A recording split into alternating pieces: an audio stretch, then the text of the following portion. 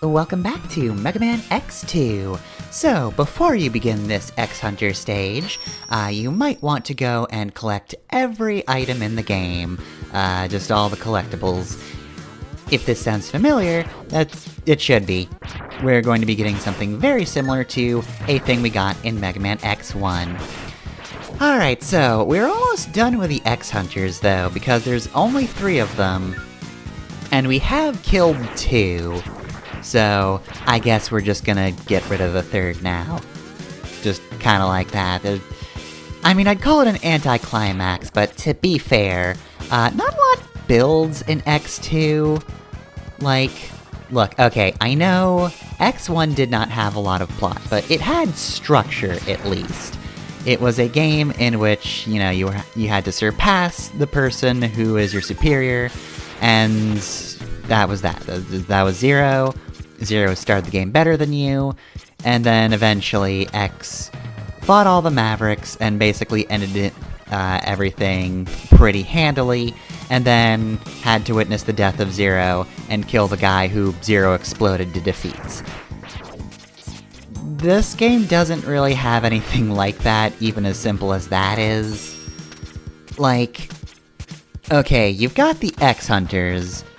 Oh, by the way, make sure to lead the bats over here and freeze them in order to get up here. But yeah, like, you have the X-Hunters, and the whole setup for this game is you think that the war is over, but no, here's these guys. They've got 8 more bosses you can fight. And then it's kind of just it. Like, X1 had death of a mentor/friend, and that was a whole big scene. What does this game have? This game has... well, I guess Zero can be brought back, actually. We can't figure out whether or not robot souls exist, because we do technically need to find Zero's original body in order to restore him. We can't just build a new Zero, or that won't be the same Zero, so, you know, jury's still out on that one, but he can be brought back, though. Anyway, so, with this, we get...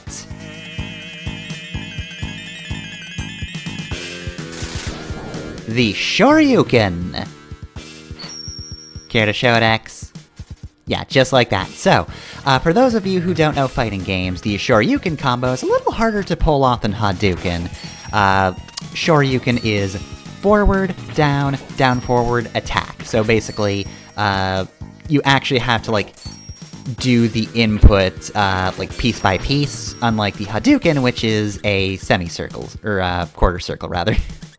Semicircle is much bigger, but yeah, no, quarter circle, is a bit easier to pull off. It's a very good all-arounder. And hey, look, here's Agile and a boss that sucks. I'm gonna punch him. So, and then X fell on spikes and it was fine.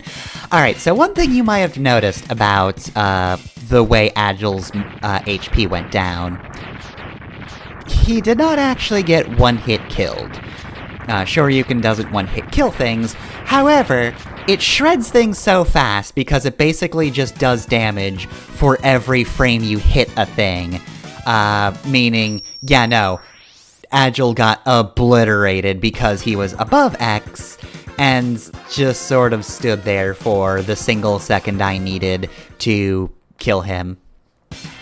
Anyway, though, yeah, that boss is annoying. He basically just tries to drop patterns of spiked ceilings on top of you, and I didn't want to have to deal with that, so I didn't. Anyway, here is our boss refight stage. So, I guess while we're at it, while I just kill the old familiar bosses, just a little more on X2 in general.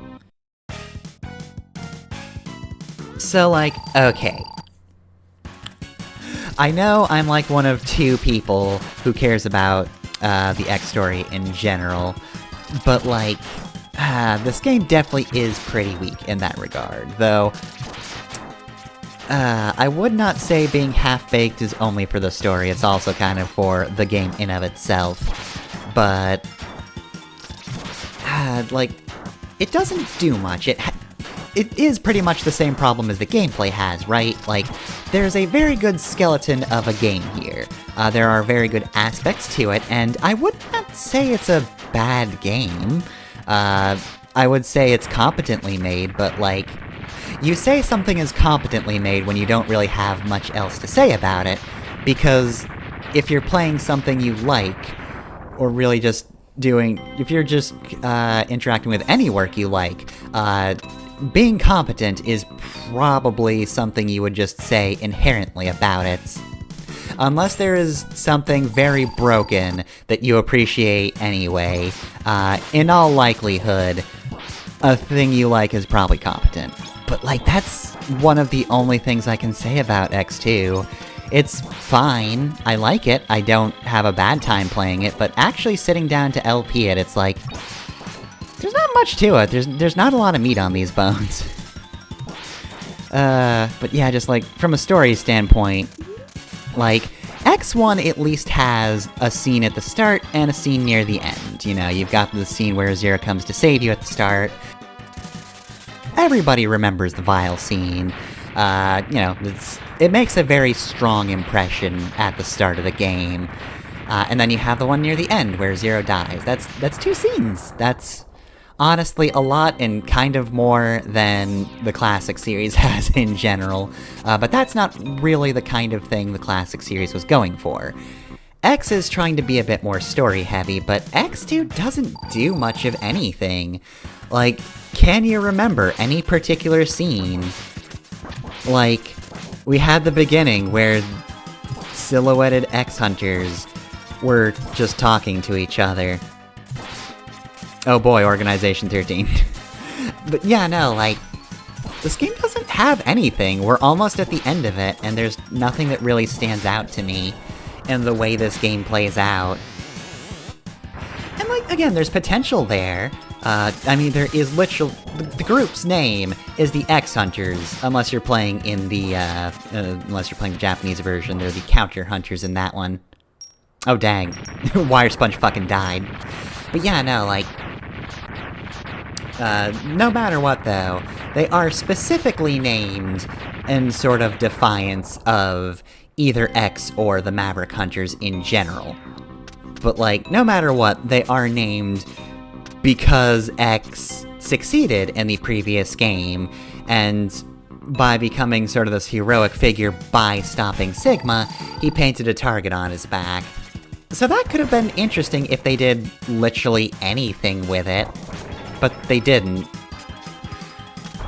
Like, the X-Hunters themselves just aren't particularly interesting, but again, like, they are competently designed. I love the way their text speed changes. That's a neat little detail, but it doesn't do much other than just establish they talk at different speeds. That's a single mark for them. That's just a single bullet point about their characters, but they don't really have much of anything else.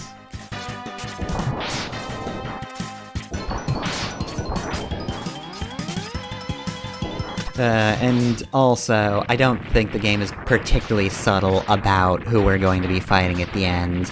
I mean, to be fair, X1 wasn't subtle about who you fought at the end, or were going to fight in the end of this one, rather. Like, there was a whole cliffhanger about it, but nobody's gonna be surprised when it happens. But, yeah, no, now the villains are dead, the villains we've been seeing throughout the game. And there's nothing, like... That is the problem with the lack of story, is like, why are we doing this at this point? Like, as far as X knows, there's no big boss waiting for us at the end. We already killed Serges, and then we killed the guy who's fast. The guy who was fast was the last person we fought, even though he's not the leader. And also, he was very weak to being Shoryukens. Like, Serges couldn't have been Shoryuken to death, at least not easily. Eventually you could have gotten him, but boy would that have been an awkward fight to do with that one. But yeah, no, it just sort of happens, honestly.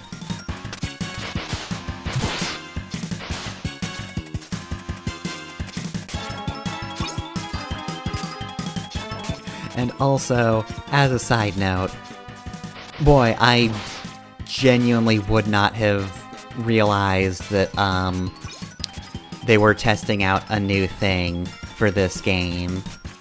Like, the fact that I had to research X2 was the only reason I knew they were dealing with those memory limitations, is because I looked it up and read, oh hey, Violin doesn't get a second form because they just couldn't. They were testing things out with the SNES, and they ran into memory problems and just didn't have time. It's like, oh, I didn't really notice any advantages to the thing they were testing, the thing they were playing with. I'm sure there's a lot of cool things under the hood that if you actually knew about programming might be pretty neat, but as far as I am concerned, I would not have noticed that.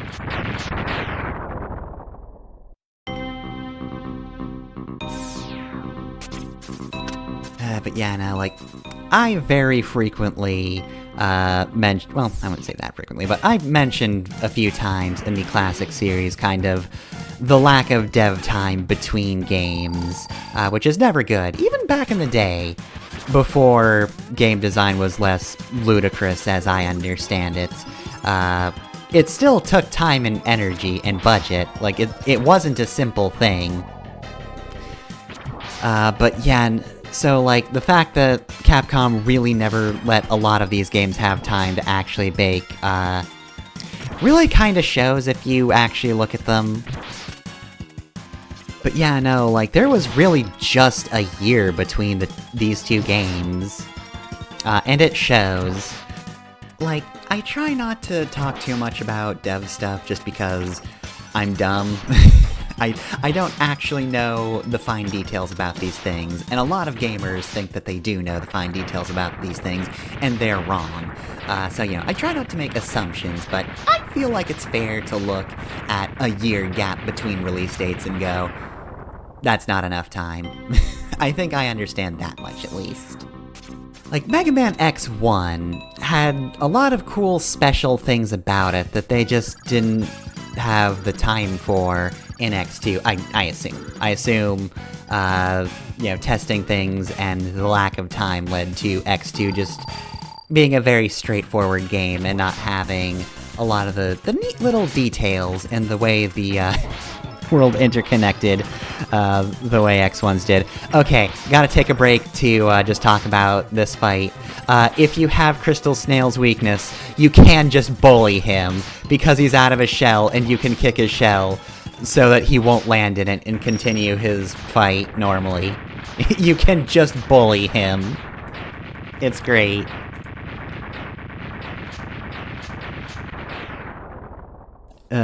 But yeah, no, apparently he was a jerk before, this whole thing started, so I guess he deserves it. But yeah, no, like, I don't know how much they were planning, or if they were planning to, like, have levels affect each other the way X1 did, but the lack of that happening in this game is kind of telling that they had less to work with. I mean, probably about the same amount of budget, give or take, I don't know, but definitely not a lot of time.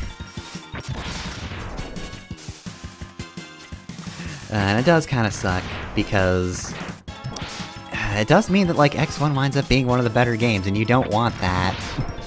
If you want to keep making games in a series, they should improve.